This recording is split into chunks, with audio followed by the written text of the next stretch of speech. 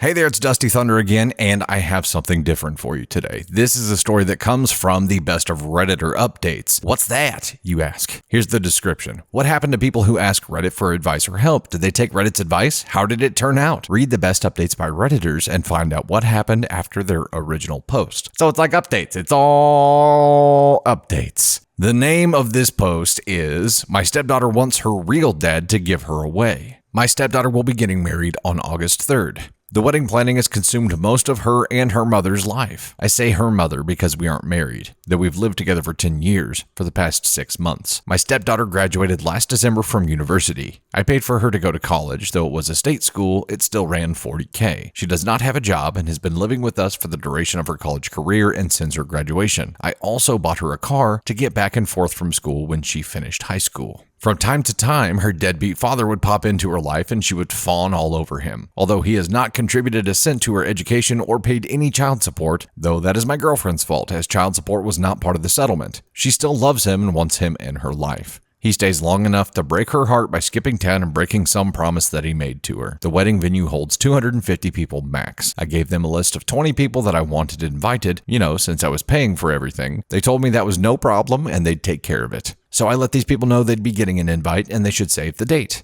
Saturday, I saw one of my friends on this list at the golf course and asked if he was coming. He told me that he wasn't invited. He told me that he got an announcement, but not an invitation. He had it in his back seat, along with probably 6 months of mail, and showed it to me. Sure enough, it was just an announcement, and my name was nowhere on it. It had her dad's name and her mom's name, and not mine.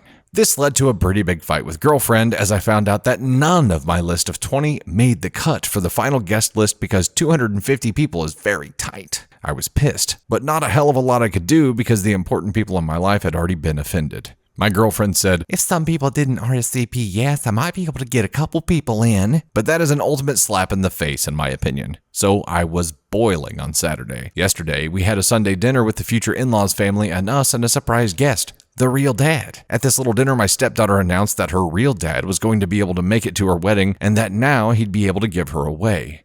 This was greeted with a chorus of, oh, how great and how wonderful. I don't think I have ever felt so angry and so disrespected. I was shaking. I took a few seconds to gather my composure because I honestly wasn't sure if I would cry or start throwing punches or both. Once I was sure I'd be able to speak, I got up from my chair and said I'd like to make a toast. I can't remember exactly what I said, but the gist of it was like this. I'd like to make a toast. The sound of spoons against glasses rang in my ears. It has been my great pleasure to be a part of this family for the past 10 years. Aw, how sweet. At this point in my life, I feel I owe a debt of gratitude to the bride and groom because they have opened my eyes to something very important. Confident smiles exchanged. They have showed me that my position in this family is not what I once thought it was. And now a glimmer of confusion and shock begins to spread on the faces in the room. Though I once thought of myself as the patriarch or godfather of the family, commanding great respect and sought out for help in times of need, it seems instead that I hold the position of an ATM. Good for a stream of money, but not much else. As I have been replaced as host, both on the invitations and in ceremony, I am resigning my financial duties as host to my successor, Real Dad. So cheers to the happy couple and the path they have chosen. I finished my drink. You all can let yourselves out. Is this selfish? I'm supposed to shell out 40 to 50 grand for a wedding that I can't invite anyone to, that I'm not part of? I'm so done with this crap. I'm done with my stepdaughter. I'm done with my girlfriend. I transferred the money out of our joint account last night. She has not had a job since she moved in with me. This morning I called all the vendors I had written checks to for deposits to refund my money. At present, it looks like I'll lose around $1,500 for the venue, but the other vendors have been great about refunding. Too long don't read. You want your real dad to be on the invitation, to give you a way to sit at the head table. Fine, your real dad can pay for everything too. Update 1.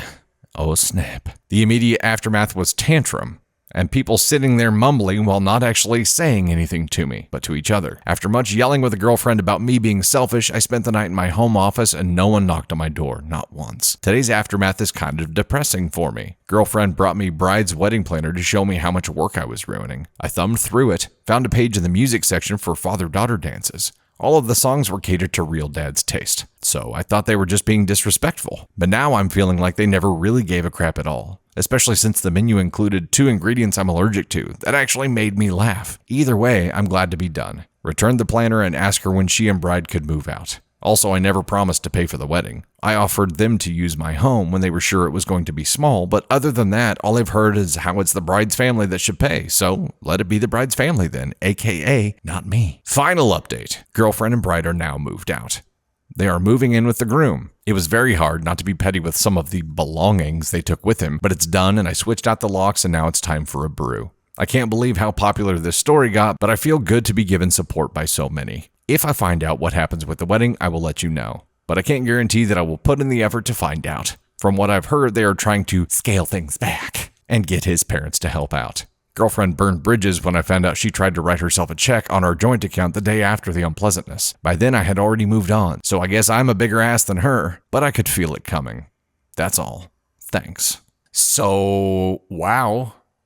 I really like the way this is written too, because it gave me a chance to just act it out fully. Props for that, OP. It seems like they really just used him as an ATM and he finally caught on to it. The timing is probably the most asshole-ish thing of all here. Not that it wasn't warranted, it was 100% warranted, but the timing sure caused a lot of pain. And with the amount of pain that he was feeling, maybe that's justified, because he fired back at a time that would cause pain and maybe help them realize that they had been shitty people and change their ways in the future, not rectify things with him. That's not going to happen, obviously. When you return fire like that and cause pain like that, you're deciding to burn all those bridges and not give those relationships any kind of chance. If there had been some kind of agreement that he was paying for things, then yeah, it would be an asshole move. But according to OP, there wasn't.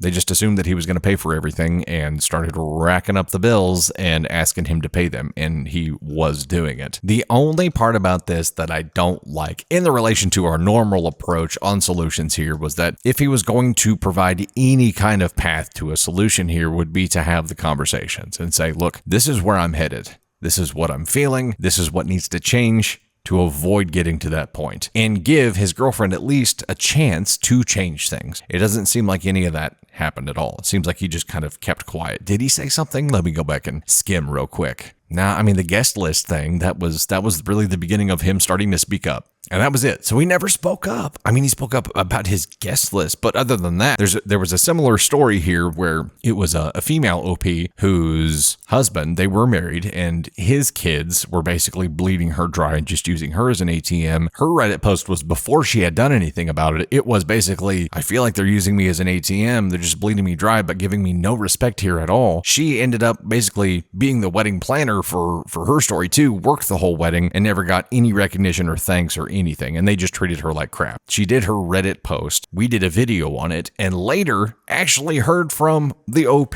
on comments in one of the videos, and she let us know that she had left and was much happier now. So this OP wrote his post after he took the action to rip off the band-aid and leave. So it's different, but it's the same exact scenario, and they both ended up leaving, and I think that's probably the right move because there's been so much pain caused.